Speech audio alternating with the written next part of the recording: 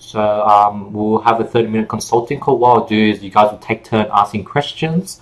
What I plan to do is also record this consulting call and put on YouTube to help other people and show them what you guys will probably have questions that other people also like have similar questions. So I want to record the call so I could help other people as well with the call. Is that all right with you guys?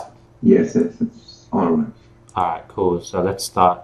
So I shared my screen. Let me know when you're able to see it. All right. So Christian, you could start with a question. What's something that has been concerning you? My biggest record is on January. I have 20K a month only. Yep. But after that, the product is dying. Yep. And I never had a chance to find a new winning product after that. Yep. Okay. So when I test, lately I follow the broad targeting method. Yep. Worldwide. Like if I sell eyeshadow, I just type eyeshadow, 13 million yep. people. That's right. $5 budget. Yep. Purchase conversion, 1 day click, but the CPM is kind of very high, like $53 cost per click. Is it because of my product, or it's just the markup, or so if it's a winning product, you will know from the get-go? Yeah, so if it's a winning product, you would know from the get-go.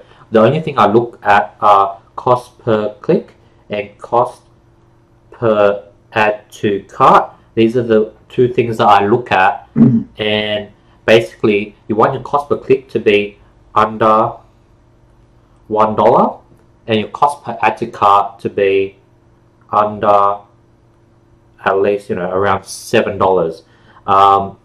What you want to do with the pricing,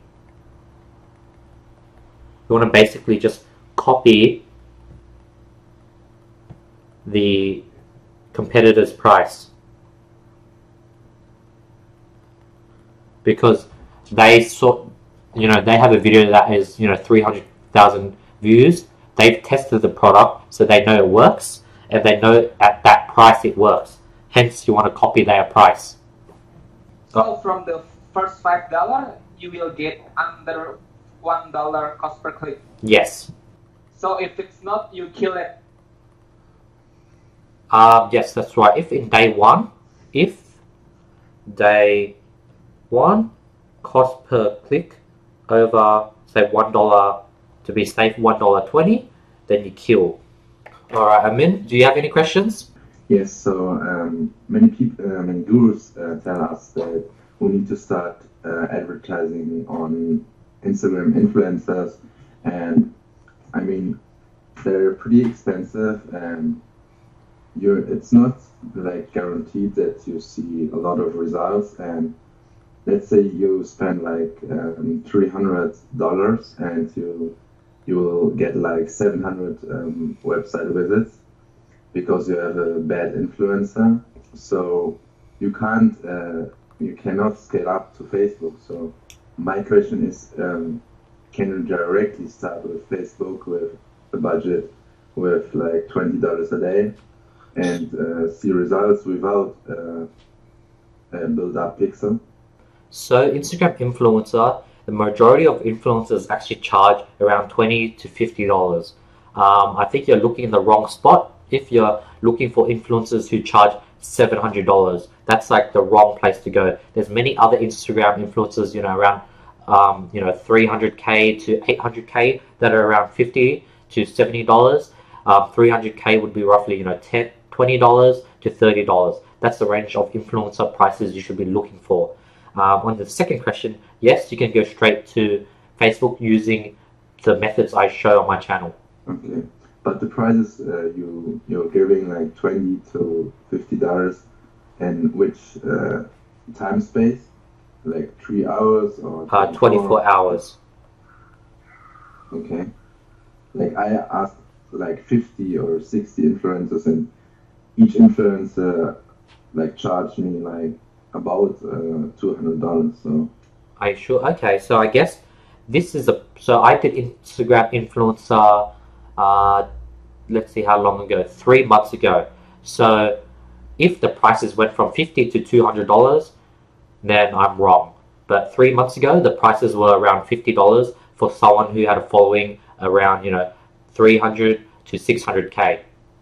But if you check 50 and you say that the price has gone up to 200, then Instagram influencer is no longer profitable. But I still see a lot of YouTubers use Instagram, so it must still be cheap, because if it's $700, other YouTubers who just use Instagram influencers won't be able to make it profitable. So I think the price should still be cheap right now if people are still succeeding.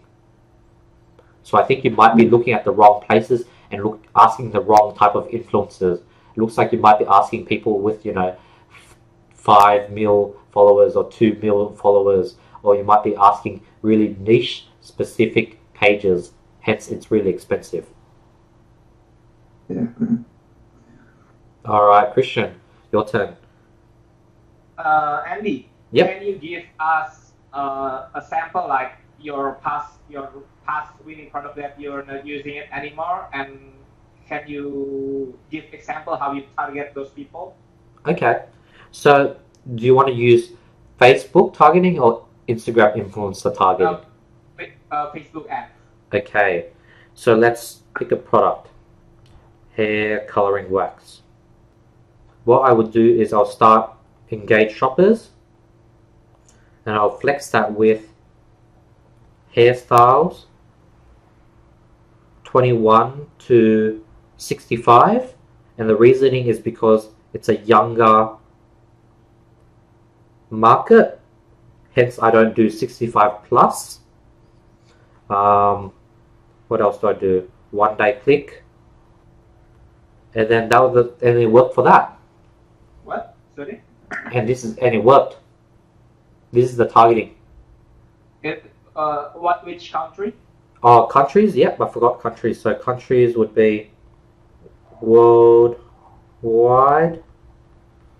And what I do is I exclude third world countries, and also exclude US, Australia, Canada, New Zealand.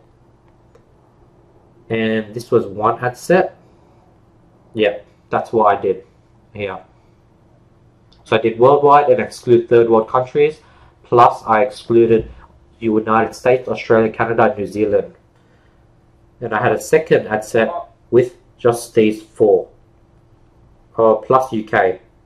Forgot UK. Because the reason why I exclude is because I would target it, I'll put it into a second ad set, and I'll target it separately. So it's worldwide without the top countries, and then the top 5 countries. Yeah, exactly. If I'm not mistaken, this hairstyle product, before you moving to Facebook, you use Instagram X to warm up the pixel. Is that correct? Yes. Do you think if I'm not using I use the Facebook ad from the get-go, it's okay or not? It's okay, because Facebook pixel plays a very small role. Like, the targeting and the product is much more important than a mature pixel. I have a lot of students who follow my method, and I give them competitive advantage by giving them other tips on top to save them time, and they've been able to get sales off the get-go, off day 1, off day 2, with a brand new pixel. All right, Amin, your turn. So, yeah, I have a question. Instead of excluding the third world countries, could you do narrow down with the behavior active card users? So there are many people out there on the third world countries which it's like an untapped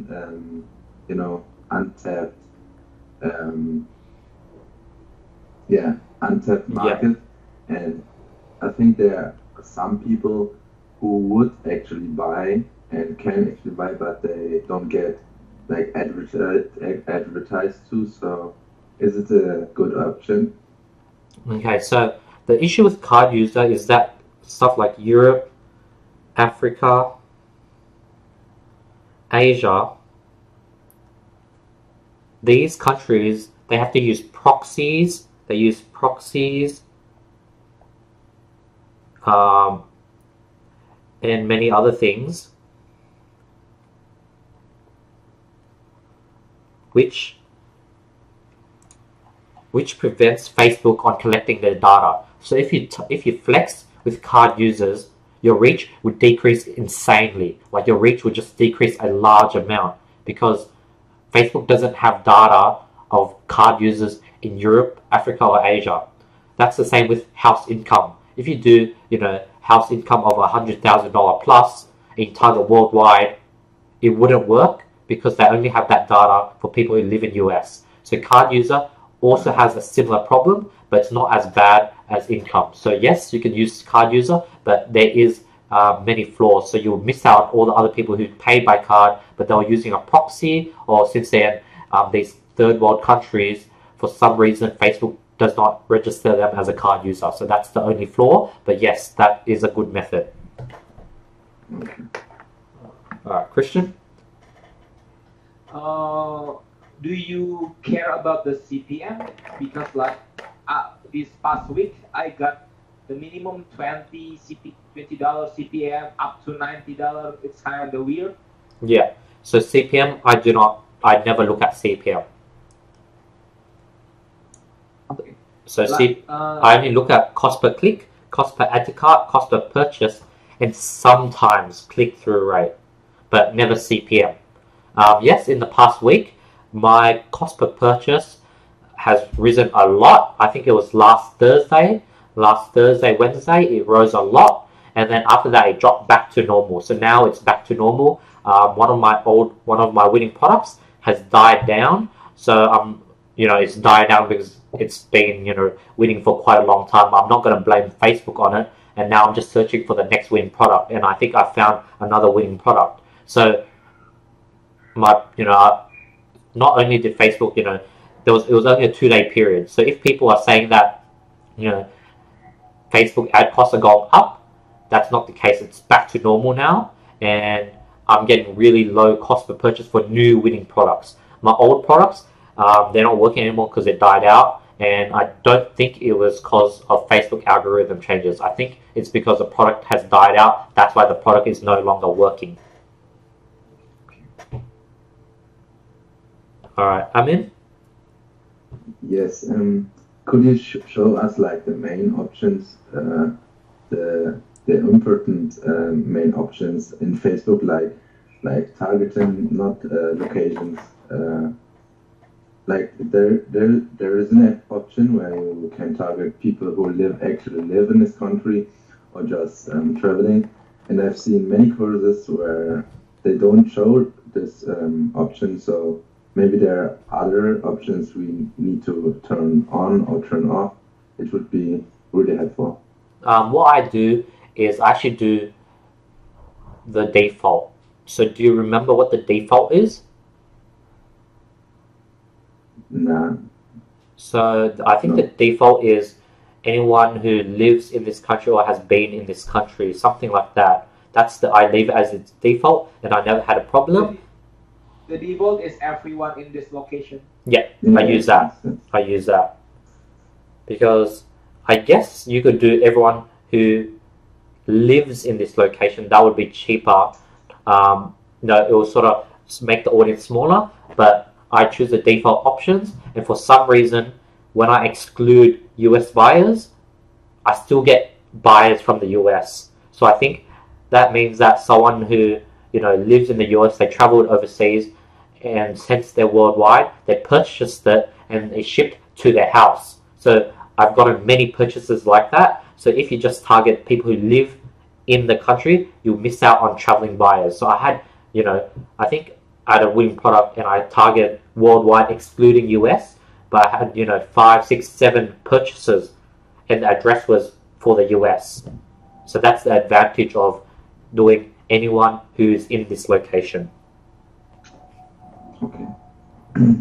Christian?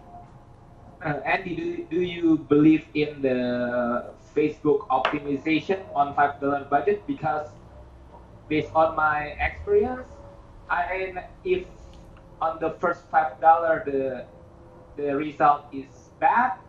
I never had a good one after day 2, day 3, and so on. What do you think? So when I do the 3 days for $5 a day, there's many situations where I got a sale on the second day or the third day. If the cost per click is under $1. Okay. How about if the first day, like, the result is not that good, just turn it off? Yes, that's right. If it's over $1, well, to be safe, if it's over $1.50, then you want to kill it straight away. Because do you the same applied for both top 5 and worldwide? yes. So if you do top 5 countries, the cost is usually really expensive. You know, $2, $1.50, $1.90. That's why it's really hard to find winners using the top 5 countries. If a product works on the top 5 countries, then it will work worldwide, and that is like a killer product. All right, Amin? Could you show us a winning ad copy on Facebook that Okay. you use, or like a similar? Yeah. So here's an ad copy. So you want to do 4 lines. 1, 2, 3, 4. The first line, you want something catchy. Second line, you want to do product,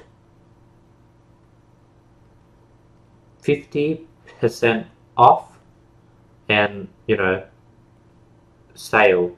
You want to say if it's a Easter sale, holiday sale, Christmas sale, give a reason why for your sale, because if you just say 50% off sale, people don't believe that anymore. You want to give a reason for the sale so that it's not normal.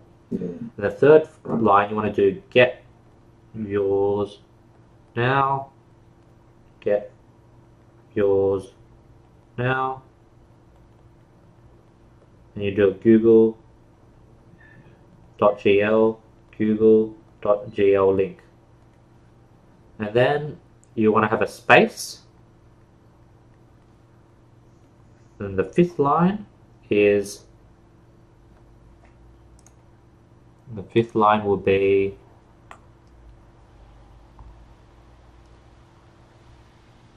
tag someone who would benefit from this cool item. So if it's, you know, if it's the hair coloring wax, then you'll say tag someone who wants to get a temporary dye at quarter the price. So you want to give a reason for tagging someone. Or Facebook will ban you for doing the engagement tricks. So you want to give a reason for tagging. You can't just say tag and share. You want to give a reason for tagging. Tag someone if they have a criteria. And then lastly, the 6th line is free worldwide shipping. Yeah. So this is a perfect ad copy. So the 6th line should load, but then you want to have a space, and then the 6th line, free worldwide shipping. So the goal is on mobile, they are able to see the first 4 lines. They click see more, and they'll see 5th and 6th line. So that's this is my ad copy that I've been using. Okay, nice. All right, Christian. And so today I want to test 2 products. The first product is cat underwear, and the second one is eyeshadow. Can you give me a suggestion? Because yesterday I tested a lot, like no under $1 cost per click. Yep. I need the targeting. Oh, you want targeting for that? So for the eyeshadow, Yep. wait, what type of eyeshadow is it? Unicorn eyeshadow palette. Oh, so it's just like makeup. Yes. So I could tell you that I don't think that's going to be a winner because that's not really unique. You will get, you know, eyeshadow from Kmart or Target or your local supermarket. So that's one thing you don't want to test because that's not really unique. The second product, that cat underwear, that's also not something people would want to pull out their wallets to buy because they can't really show it off. People don't walk around wearing underwear, so no one will be able to see it. So in their mind, they're like, what's the point? I could just wear normal underwear. So those two products would not work. And this is just based on experience. This is based on, testing 100 products. I'm able to have that intuition now. So that's how I know, because I've tested 150 plus products. That's how I know, just by listening to a product, if I know if it's worth testing or not. But the first product is the eyeshadow shape, a mermaid shape, something like that, Andy. Okay, so it's a bit more unique. It will be, a bit harder to sell, but what you do is you target engaged shoppers and flex it with mermaids. That's simple. Or you do engaged shopper and flex it with like Barbie, Bratz, all those girly shows. So what that gets is a bunch of 25 years olds that 5-10 years ago they liked those type of shows like Barbie, and now they're older and they see a mermaid eyeshadow that sort of gives them nostalgia, and hence they would like to buy the product. So those are the type of people you want to target. So it's like a gender specific, you target female from the get-go. Yes. Or what you can do is you can do a separate ad saying get this for your girl, and then just target males. That's another trick. You actually target males and you speak directly to them. Say get this for your girlfriend, get this for your girl, and you can actually flex it with relationship, people in a relationship. That's another trick. You're not targeting with like eyeshadow engaged shopper? Oh yeah, I forgot that. Yeah, so that's what I was. Yeah, sorry. So engaged shoppers, flex eyeshadow, makeup, anything to do with makeup, flex it with Barbie. That'll get you roughly a few million. If you just do eyeshadow and you flex it again, then it'll get too small. So you want to flex it with makeup and flex that with Barbie, My Little Pony, stuff like that. Okay. All right, Amin? Yes. Do you advertise on Facebook and Instagram separately, or do you combine them all in one ad set? On Facebook? When you write on your ad copy, the links won't show at the Instagram ad. It will just show up the button, and so the people can't actually click on the link in your description. Yeah. So when I do Facebook ads, I just do Facebook. Okay. I leave Facebook ads for Facebook and Instagram influencer for Instagram ads. Instagram influencer ads. Right. All right, Christian? Andy, can you show us some examples other than hair color that you're not using it right now? Just a winning product. Okay. Winning product. So another winning product I had was the blackhead mask that I jumped on it sort of just during when it was viral. So I wasn't in the very beginning, I was near the end of it, and the blackhead mask made me quite a solid amount of money. All right, Amin? Yeah, go on, Christian. Oh yeah, go Christian. You don't care if it's a very saturated niche like baby, kitchen, or... Yeah, so right now I have a health store. So if you have a health store, then you could advertise baby products because that's related to health, skin products because that's related to health, hair products, massage products. So that is what I call a semi-niche store. I mean a semi-general store. So that's what I'm running. I do a semi-general store and I put everything that's related to health on it. Okay. Yeah, Amin? Yeah. So do you turn off the only when connected to Wi-Fi option? Yep, that's another thing. For some reason, I never do that, and I've been getting pretty decent results. Maybe I should. Maybe it will make things cheaper, but yes, that is a good idea. If you turn it on, theoretically, you'll be getting cheaper cost per purchases because you won't be spending money on people who are outside and they just see your ad, and since they're outdoors, they won't be willing to purchase. So theoretically, that would be cheaper. Okay. And when you have an ad set, like let's say you spend $20 a day, it's like winning, you get like $100 of profit, and you want to scale up, you normally duplicate this and then put your budget at 25 or 30. Would you kill then the primary ad set or let it go? So with $20 on Facebook, it's nearly impossible to make $100 profit. With $20 on Facebook, you'll probably get, let's say, 3 purchases at $7 per purchase.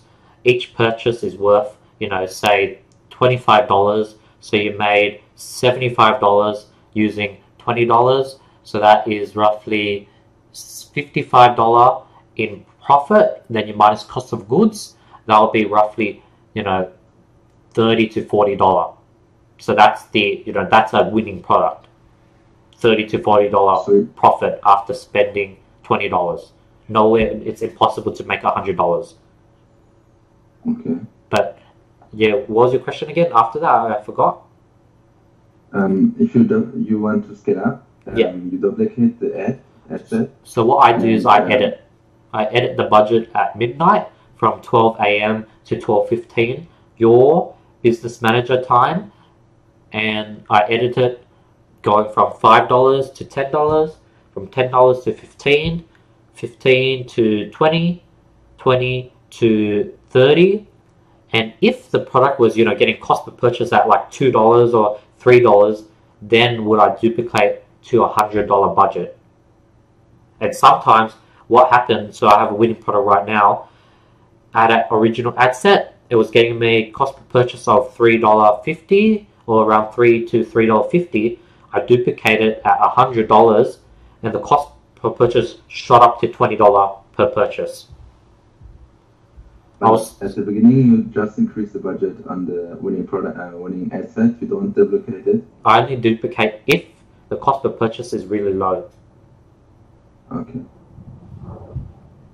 Thanks. All right. So that's the 30-minute call. I hope you guys were able to learn a lot from that. I had a lot of fun doing this. I think I was able to answer your questions one by one. So I really enjoyed this session. Do you have any last words, guys? Any last things you want to say? Thank you for the sharing, Andy. Thank you so. Yeah, thank you so much, guys. I really appreciate you guys jumping on this call. Yeah, so I hope you guys best of luck with your stores. If you have anything, other questions, just put it onto the group, and then I'll get back to it as soon as possible. I basically answer every single post on the group. With messages, personal messages, those I might take a bit longer to reply because I get so many messages right now, and I mainly focus on answering everything on the group first. Oh yeah, well, Andy, sorry, one quick question. Yeah. How is the proportion of buyers using credit card and PayPal? Because I don't have credit card processor in my country. The ratio is, for me, it's 50-50. Oh my God. So yes, you might be losing 50% of your income because, especially worldwide, they don't have PayPal. So if you're in your situation, maybe it's just better to target United States, America, Australia, UK, Canada, New Zealand, because those are the countries with PayPal. Okay, thank you. Yeah, you're welcome, guys.